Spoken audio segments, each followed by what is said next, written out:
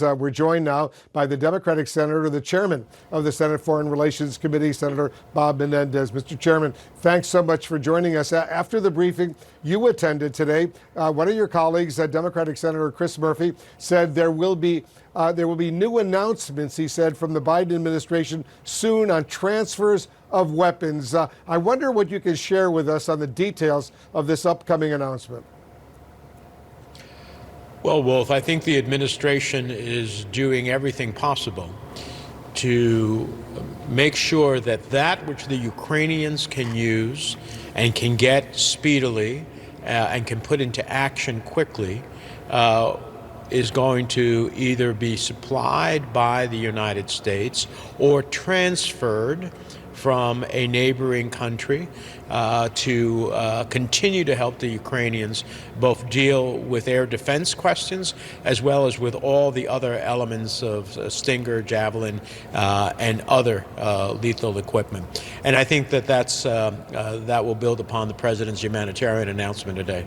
Because they really do need the anti-aircraft, the anti-tank, all those kinds of missiles, and they need tons of them. You think they're going to get what they want?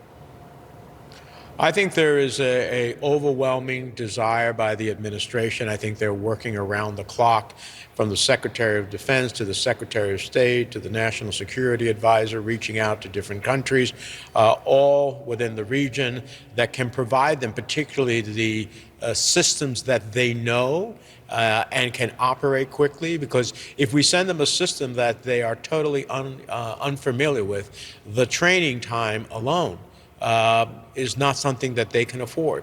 So there is a unique process here about, yes, providing them the lethal assistance, yes, trying to be as forward-leaning as possible, including in air defense, but doing it in a way that the Ukrainians can actually use it, will know how to operate it, and can do it relatively quickly. We heard from Senator Lindsey Graham. He doesn't think the U.S. is moving fast enough. He said he believes the U.S. should be sending, for example, MiG-29 fighter jets that the Ukrainians requested weeks ago. Listen to what he said. We cannot let Putin tell us how to help the Ukrainians defend themselves. So I came out of there very frustrated. We're 5 weeks into this thing, and it seems like nothing changes. Every briefing's the same. And the Ukrainians have taken this 5 weeks. The same people that told us this would last 4 days are giving us excuse after excuse, so why can't we do more? And what's your reaction to that, Senator? You know, Wolf, I think if 10 angels came swearing from above that President Biden, who has sent over the course of his year and a quarter in office nearly $2 billion of assistance to Ukraine in defensive lethal weapons and much more to come, if those angels would say he's done it all as much as you possibly can and he's continuing to do it, some of my colleagues on the other side of the aisle would say those angels lie. The reality is we will continuously hear, no matter what happens, that the president is not doing enough for Ukraine.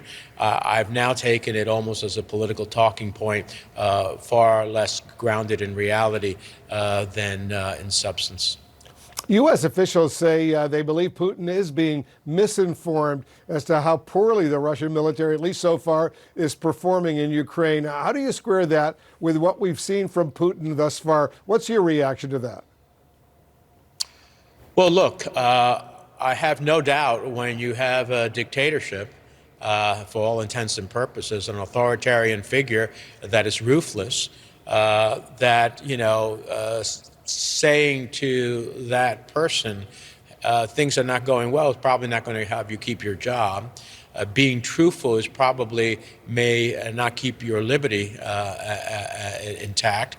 And if you're really honest, maybe your life is gone. That's the reality of dealing with Putin. So I'm not surprised that those around him are unwilling to fully tell him what's happening on the battlefield. Having said that, if he's just watching your show, Wolf, then he'll have a pretty good sense that things are not working out all that well. But the fact that those around him who really, you want to have leaders who have people around them who are smart, capable, and will tell them what's really happening. But when you're an authoritarian, that's not necessarily the way the process works. Yeah, it's a very dangerous situation right now. Everybody seems to think the next few weeks are going to be critical. Senator Menendez, thank you so much for joining us. Thank you, Wolf.